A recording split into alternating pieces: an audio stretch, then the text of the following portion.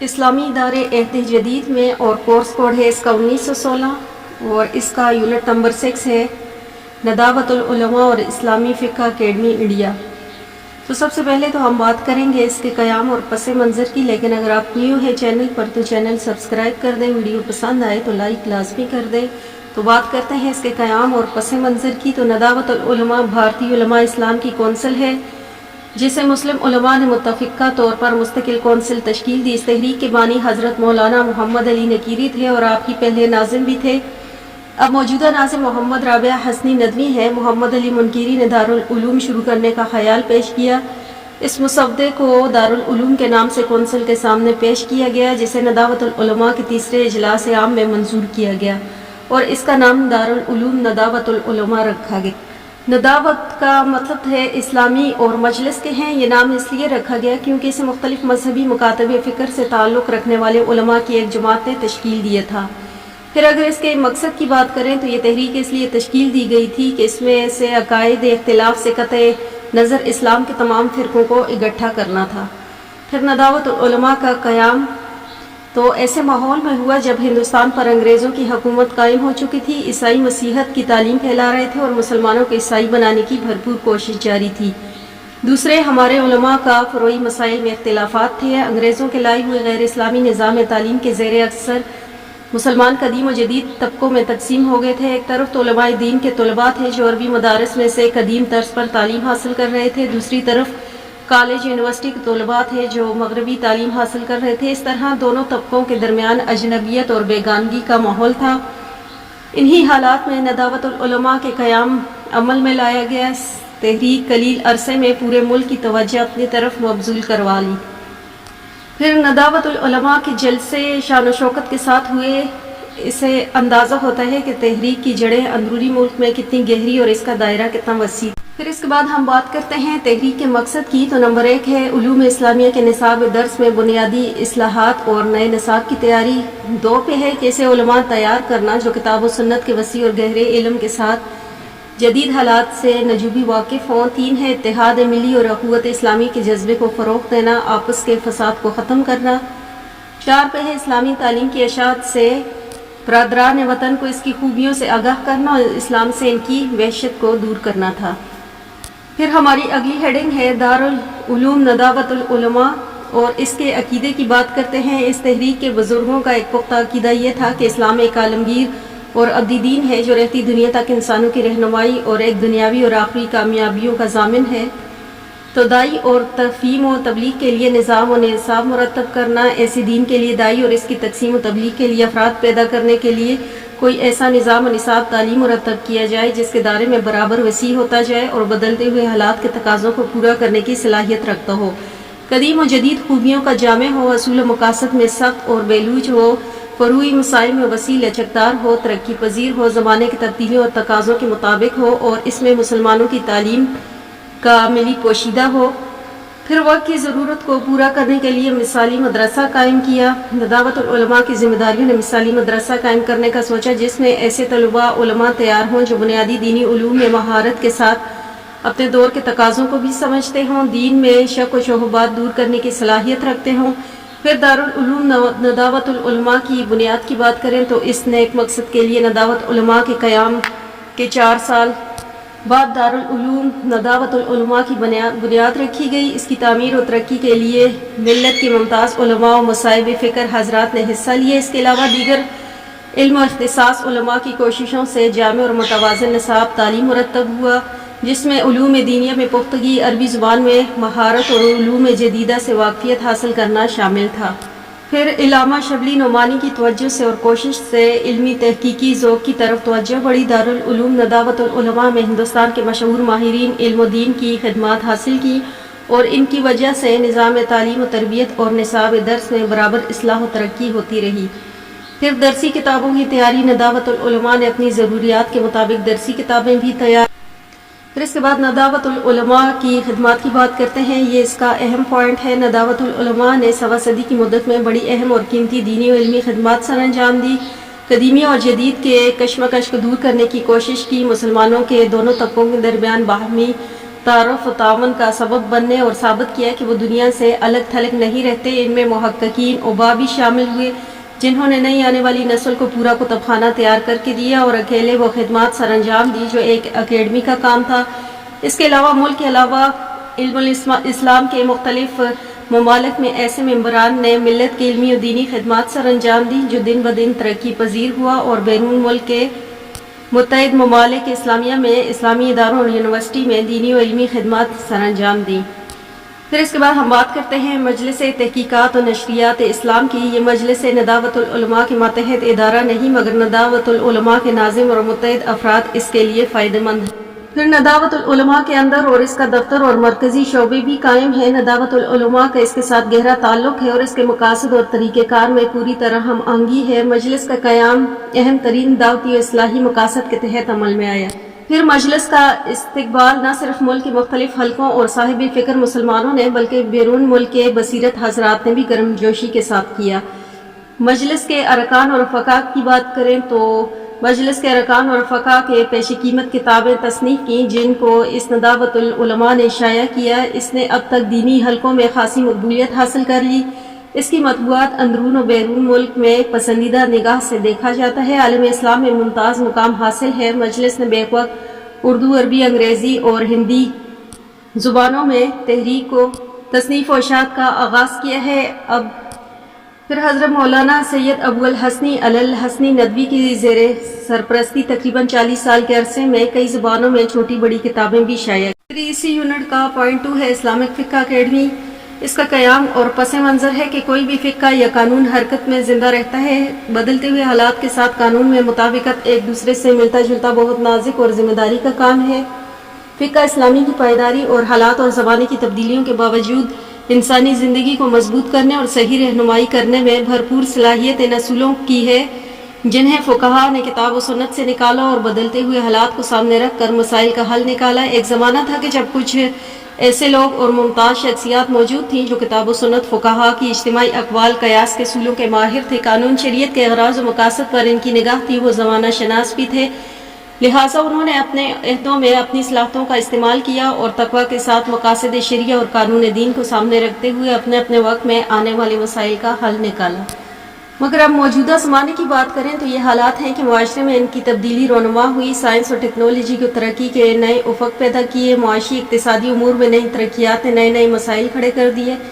جو لوگ اسلام پر چلنا چاہتے ہیں اور شریعت کو اپنا معاشرت، تجارت اور زندگی کے دوسرے میدانوں میں معیار ہدایت قرار دے کر زندگی گزارنا چاہتے ہیں، ان کے ذہنوں میں بہت سارے سوالات جنم لے رہے ہیں جن کا جواب اب حاصل کرنے کے لیے وہ علماء، اصحاب اور اقتدار کی طرف رجوع کرتے ہیں اور رہنمائی حاصل کرنا چاہتے ہیں، مگر ایسی شخصیتوں کا فقدان ہو رہا ہے جو علم و تحقیق کی بنیاد پر ان مسائل کو حل کر سکیں اور جن کا تنہا فتویٰ مسلم معاشرے میں قابل قبول ہو۔ پیش آنے والے پیچیدہ مسائل بہت نازک ہوتے ہیں، ان پر دیے گئے فتویٰ امت مسلمہ کے ساتھ ساتھ پوری انسانیت پر بھی اثر انداز ہوتے ہیں۔ ایسے مسائل کو علمی اداروں میں زیر بحث لانا چاہیے تاکہ ان پر تحقیق ہو سکے، بحث ہو اور تحقیق کے بعد فتویٰ جاری کیا جا سکے۔ پھر انٹرنیشنل اور نیشنل فقہ اکیڈمیوں کا قیام تصور ان باتوں کو مد نظر رکھتے ہوئے مسائل کے حل کے لیے ان اکیڈمیوں کے قیام کا عمل سامنے آیا۔ کئی اکیڈمیاں بنی، پھر OIC کے تحت 1981 میں انٹرنیشنل اسلامک فقہ اکیڈمی قائم کی گئی، پھر کئی مسلم ممالک میں فقہ اکیڈمیاں قائم ہوئیں اور سب سے اہم اسلامک فقہ اکیڈمی انڈیا ہے جس کی بنیاد 1988 میں رکھی گئی، جس میں شرعی حکم کی تطبیق کے لیے علماء اور باب افتاء کی تحقیق سے فائدہ اٹھایا جانا ہے اور مسائل کے حل کے لیے جدید علوم کے ماہرین کی معلومات سے بھی حسب ضرورت استفادہ کیا جاتا ہے۔ اسلامک فقہ اکیڈمی انڈیا میں عصر حاضر کے مسائل کا حل علماء اور ماہرین کے اجتماعی غور و فکر کے ذریعے نئے آنے والے مسائل کے حل کرنے کا ایک معروف تحقیقی و علمی ادارہ ہے۔ پھر مولانا قاضی مجاہد اسلام قاسمی ہندوستان میں باوقار عالم دین نے اس کی اکیڈمی کی بنیاد رکھی۔ یہ وسط ایشیا کا مشہور ادارہ ہے۔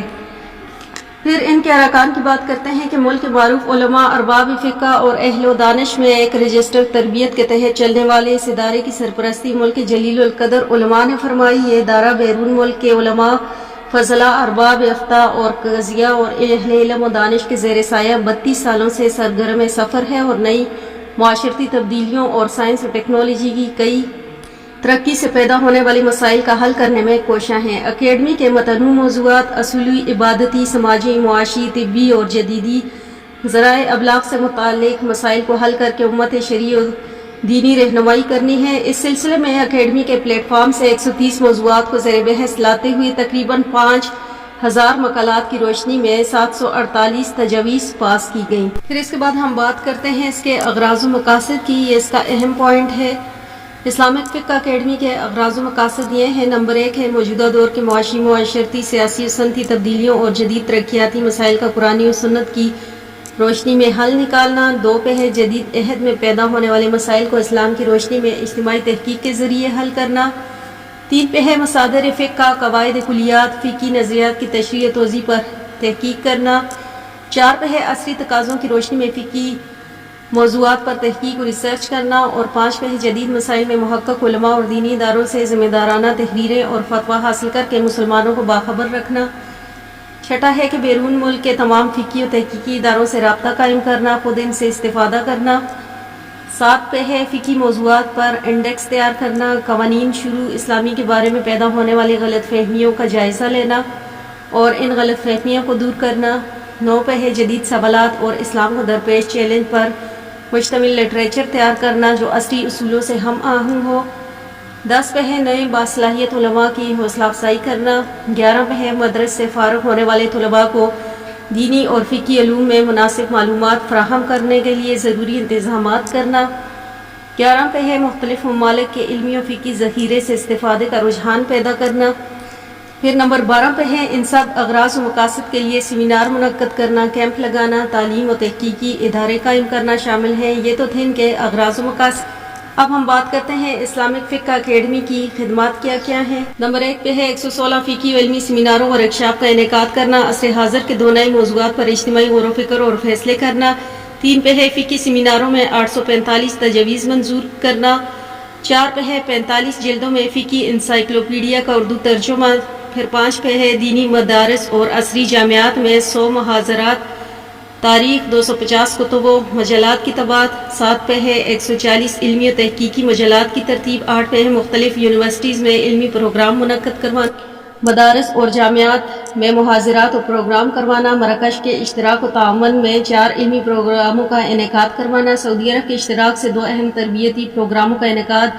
فقہی کتابوں کی طباعت، کئی ملکوں میں اشاعت و طباعت فقہ اور مقاصد شرعیہ پر 25 کتابوں کے ترجمے کرنا۔ حقوق و قوانین سے متعلق معاصر فقہ کی کتابوں کے ترجمے، مختلف زبانوں میں 50 سے زائد تحقیقی مقالات کی تیاری و تربیت۔ پھر مسلمانوں کے معاشی ترقی، تعلیم و تربیت کے موضوع پر پروگرام کا انعقاد۔ بین الاقوامی تنظیموں میں علمی معاہدے۔ یہ تو تھے اسلامی فقہ اکیڈمی کی خدمات۔ اس کے بعد بات کرتے ہیں اکیڈمی کی علمی کاوشیں کون کون سی ہیں۔ اکیڈمی نے 33 سالہ علمی سفر میں علم و فکری سطح پر نمایاں خدمات سر انجام دی ہیں، جن میں معاصر فقہی لٹریچر کا اردو ترجمہ، جدید مسائل پر فقہی مجالس کا انعقاد۔ اکیڈمی اب تک 30 فقہی سیمینار منعقد کر چکی ہے، جن میں 140 سے زائد موضوعات پر بحث کی گئی جو زندگی کے مختلف شعبوں سے تعلق رکھتے ہیں۔ پھر فقہی مجلات کی کتابی صورت میں طباعت و اشاعت۔ اکیڈمی مختلف فقہی سیمیناروں کے مقالات کو کتابی شکل میں شائع کرنے کا اہتمام کرتی ہے۔ اکیڈمی نے تمام مجلات کو دوبارہ ایڈیٹنگ کے بعد از سر نو ان کو مستقل کتابی صورت میں اشاعت کا کام سر انجام دیا۔ اب تک تمام مجلات کتابی صورت میں طباعت ہو چکی ہیں۔ اب تمام مجلات کے ایک نئے ایڈیشن دوبارہ کیے جائیں گے۔ پھر اکیڈمی کی ایک کتاب 3 جلدوں میں شائع ہو چکی ہے جس کا نام ہے منتخبات نظام الفتاویٰ، جو سابق صدور مفتی دارالعلوم دیوبند کی ہے۔ اس کے بعد ہیں اکیڈمی کے فیصلے اور دوسری زبانوں میں شائع ہوتے ہیں، اردو، عربی، تاکہ لوگوں کے لیے آسانی رہے۔ پھر فقہ اکیڈمی کی مخطوطات کی تحقیق ہے۔ اکیڈمی نے مخطوطات کے لیے علمی ذخیرے کو بھی تحقیق کے بعد منظر عام پر لانے کی کوشش کی ہے۔ اب تک 4 جلدوں میں شائع ہو چکی ہے۔ اس کے بعد فقہی سیمینار اور اس کا طریقہ کار ہے۔ اکیڈمی کے نئے مسائل پر غور و فکر کر کے کئی مراحل سے گزار کر فیصلے کیے جاتے ہیں۔ اس سلسلے میں پہلا مرحلہ سیمینار کے زیر بحث آنے والے موضوعات کا انتخاب کا ہوتا ہے۔ اس کے لیے سیمینار میں شریک ہونے والے حضرات سے آئندہ سیمینار کے موضوع کے لیے تحریر رائے لی جاتی ہے۔ فہرست مرتب کرنے کی آراء۔ اب تک مختلف سیمیناروں میں جو آراء آئی ہیں ان کی مکمل فہرست مرتب کی گئی ہے۔ آراء اور عالمی ملکی حالات کو پیش نظر رکھ کر آئندہ سیمینار کے موضوعات کا انتخاب کیا جاتا ہے اور یہ موضوعات موجودہ حالات اور ضروریات سے زیادہ مطابقت رکھتے ہیں۔ پھر اس کے بعد باری آتی ہے سوال نامہ اکیڈمی کا سیکٹری مرتب کرتا ہے۔ موضوع کے متعلق قابل بحث نکات پر مشتمل سوال نامہ اکیڈمی کے سیکٹری کو مرتب کرنا ہوتا ہے۔ پھر جنرل سیکٹری اسے وضع کرتا ہے۔ پھر سوال نامے کو جنرل سیکٹری مزید وضع کرنے کی کوشش کرتا ہے۔ علوم کے ماہرین سے بھی سوال نامے پر اظہار رائے کی جاتی ہے۔ پھر یہ سوال نامہ ملک کے فقہا اور ارباب کے پاس بھیجا جاتا ہے تاکہ مسئلہ پوری طرح واضح ہو جائے اور وہ تفصیلات سے واقف ہو جائیں۔ پھر دعوت نامہ اہم مدرسوں کے ارباب و فتح ہندوستان میں تمام مکاتب فکر سے متعلق اہم مدارس کے ارباب و فتاوی کو فقہی سیمیناروں کی دعوت نامہ بھیجا جاتا ہے جو تصنیف و تالیف و تدریسی و قضاء کی پالیسی اور جہد سے فقہ سے مربوط ہو۔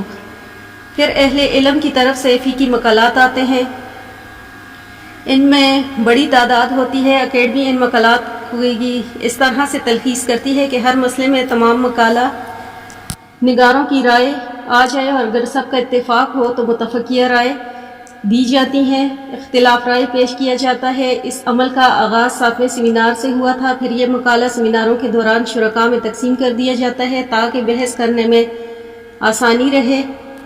پھر اس کے بعد عارض مقرر کرنا، موضوعات کے مختلف پہلوؤں کے لیے مقالات کی معنوی کیفیت کو سامنے رکھ کر مقالہ نگاروں میں سے عارض مقرر کیا جاتا ہے۔ دینی پیشکش کرنے والا، پھر تمام مقالات کی فوٹو کاپی انہیں فراہم کر دی جاتی ہے۔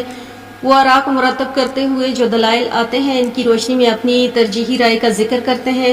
پھر شرکاء سیمینار خود اپنی تحقیق و مطالعہ، مقالات کی تلخیص اور عارض کی بحث کو سامنے رکھتے ہوئے اظہار رائے کرتے ہیں۔ یہ بحث ریکارڈ ہوتی ہے۔ یہ بحث نہایت سنجیدہ اور پرامن ماحول میں کی جاتی ہے۔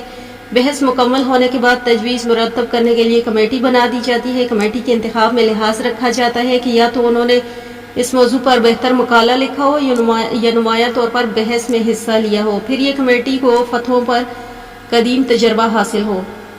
کمیٹی جو تجویز مرتب کرتی ہے اس کو فقہ، رم شناس، معمر فقہا کی مختصر جماعت مزید غور و فکر کر کے سنوارتی ہے۔ پھر یہ تجویز سیمیناروں میں پیش کی جاتی ہے۔ اس تجویز پر اتفاق ہوتا ہے، اسے متفقہ حیثیت سے ذکر کیا جاتا ہے جس میں شرکاء کی غالب ترین ایک رائے ہو۔ اگر ایک دو کا اختلاف ہو تو ان حضرات کے نام ان کا نقطہ نظر اختلاف میں ذکر کیا جاتا ہے۔ جس طرح سیمیناروں میں تجویز پیش ہوتی ہے اسی طرح اسے شائع کر دیا جاتا ہے۔ یہ اکیڈمی کا وہ محتاط اور شعرائی غور و فکر طریقہ ہے جو اختیار کیا جاتا ہے۔ تو یہ تھا یونٹ 6 جس میں ہم نے نداوت العلماء کا قیام و پس منظر پڑھا، پھر اس کے مقاصد، خدمات، پھر اسلامی فقہ اکیڈمی کا پس منظر، پھر اغراض و مقاصد، پھر اسلامک فقہ اکیڈمی کی خدمات، پھر اکیڈمی کی علمی کاوشیں اور فقہی سیمینار اور اس کے طریقہ کار کے بارے میں ذکر کیا۔